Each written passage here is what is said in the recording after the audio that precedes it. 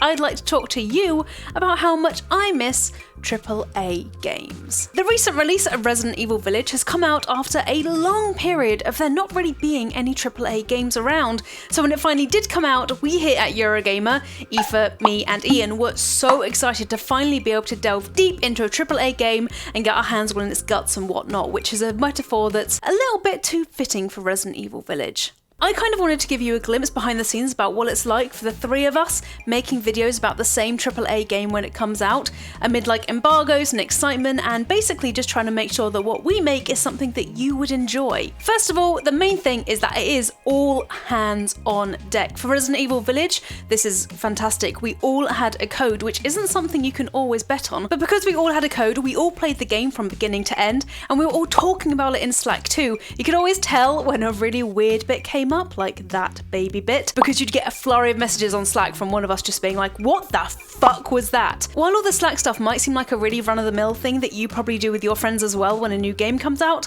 for us it's actually a really useful tool to see what bits of the game are making us actively stop playing to contact each other about, because that then helps us decide what we want to make videos about. We also do other things like SEO and just common sense, so Aoife does a review, which you'll be able to hear about in a little bit, but mainly we also want to zero in on stuff that we think you'll find interesting and stuff that we really want to talk about, which is why I made a video about the most what the fuck moments in Resident Evil Village, because there were so many, and almost every single one I just had to know what Aoife and Ian thought of them. With AAA games, we want to have a balance between what you'll be searching for and what you'll want to hear about, so again the review, but also stuff that we want to make that doesn't take the piss. So to explain what I mean here, we had a brief discussion about doing a tips video for Resident Evil Village, because tips usually do pretty well if people want to know how to play the game more effectively or if there's stuff they've missed, but for Resident Evil Village, we just couldn't think of any. It's a pretty simple game, everything's explained easily enough, we weren't really left fumbling about controls or anything.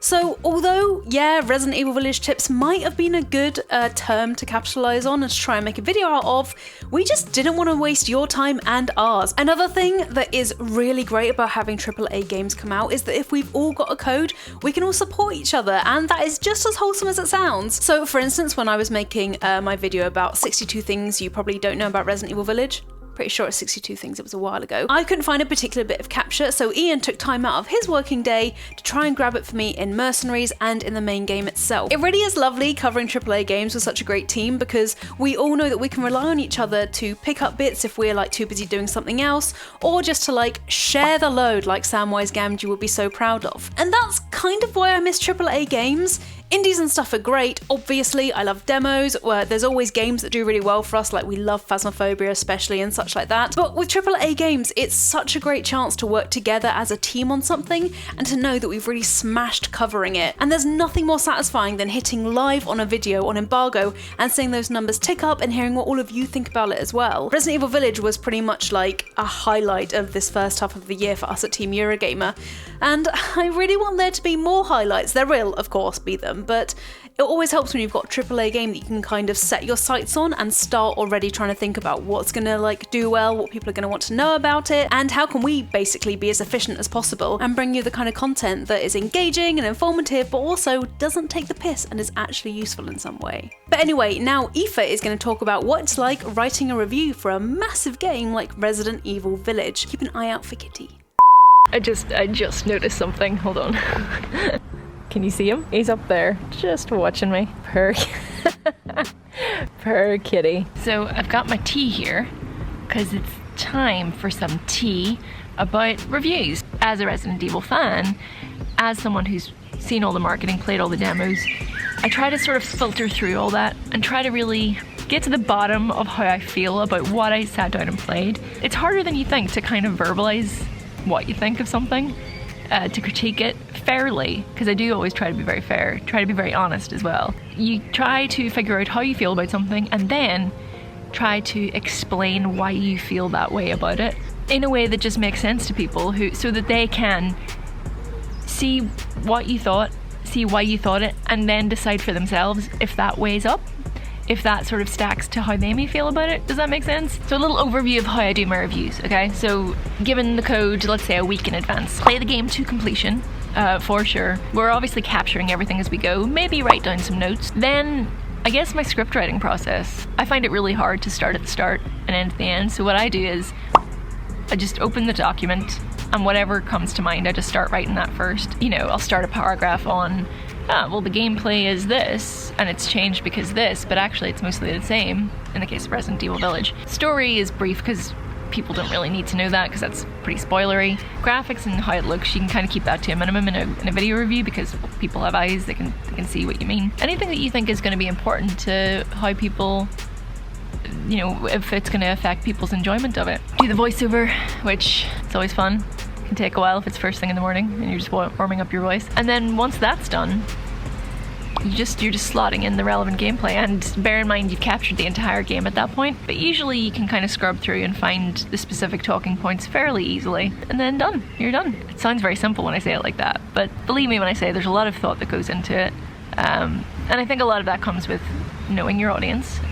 You know, I do think about, well, what would our regular viewers, what do they want to know? You kind of have to trust yourself, I think, a little bit as well, because a lot of people will have opinions on your opinions, but I think you have to kind of filter that out when it comes to your review. You've got to sort of know that you know what you're talking about. If I listened to every voice on the internet telling me that I don't, like, I would be second, third, fourth, fifth guessing myself, like, after every single sentence, and that's not, nobody needs that. You cannot be a critic or any kind of content creator with that going on in the back of your head. You just wouldn't create anything. So that's reviews, guys. I promise you, I'm never trying to be mean to anyone. I promise you I'm not trying to trick anyone. I don't think my opinion is more important than others. It's just that it's my job to say what I think about things, and I try to, you know, be as informed about that as possible, but at the end of the day, like, other people will have different opinions, and that's fine. But all it is just trying to help people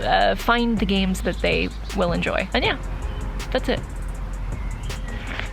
Tea time over. Recently, I've been playing a little game called Returnal. You might not know that. I've kept it to myself a little bit. I've definitely not been banging on about it incessantly for ages. Returnal is basically the first big AAA roguelike game.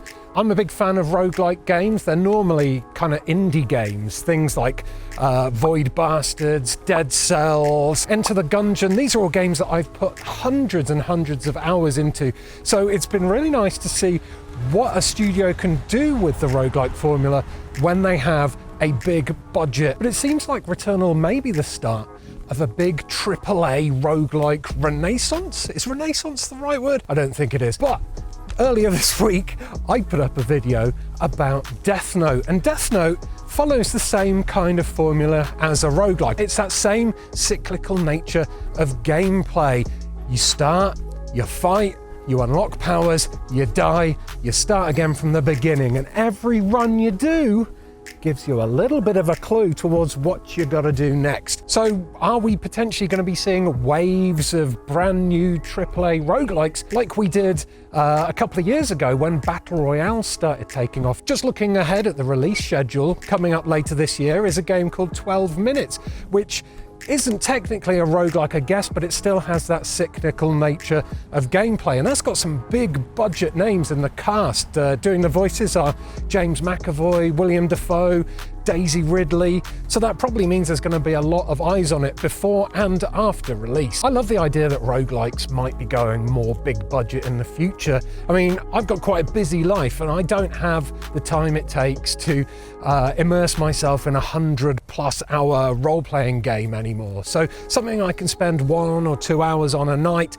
and then, you know, take a break from for a couple of days and come back to and not have forgotten exactly what I was doing is actually really good for me as a player. But where do roguelike games go from here? Now we've had one AAA roguelike already that seems to have been pretty successful. How about roguelike spin-off games? How about a Phasmophobia style roguelike game where every house you inspect has a slightly different layout, but each time you go in there, you uncover a little bit more about the mysteries behind all the hauntings? Or what about mashing up two of my favourite formulas and having a battle royale roguelike. Call of Duty Rogue Zone, perhaps? PlayerUnknown's Battle Rogue? I think I'm gonna have to work on those names a bit. So, do you think roguelikes could be the next big thing in AAA video games? Or am I loopy for suggesting it?